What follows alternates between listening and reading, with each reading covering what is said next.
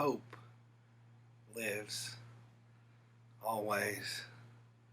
And one thing hope gives us the ability to do is to recognize and to see possibilities. I said this in a sermon last week that there are two things that I could do in the midst of this pandemic.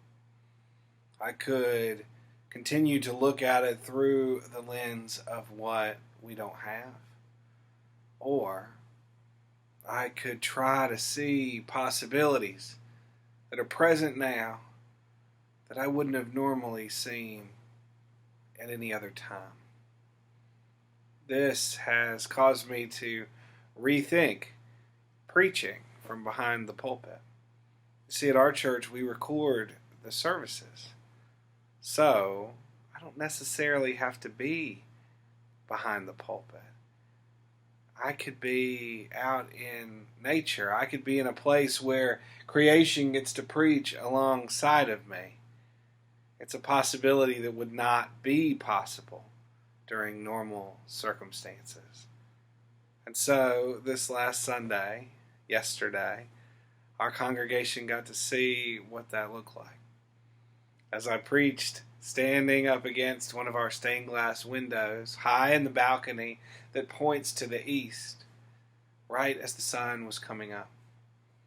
They got to watch as the darkness was broken apart by the light from behind this window as I was preaching about exactly that.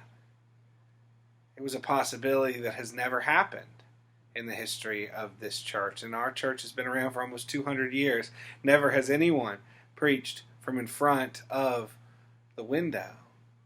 But in this moment, watching hope and watching light break through the darkness, in this moment is not only a possibility, but is an example of hope's persistence in the face of what we are dealing with.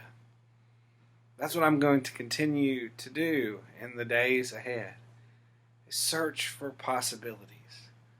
And I want to make something clear. I don't think these possibilities are enough to be good reasons why we are struggling like this. I don't think about struggle that way. But I also don't believe that the struggles that we face should limit us from our ability to recognize and see hope and share it.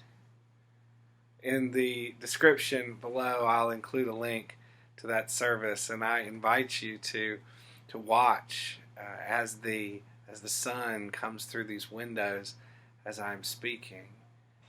I feel like that image probably does a lot more than anything that I said, because that image shows us something powerfully without words, that even in darkness, light is more powerful, because hope lives always.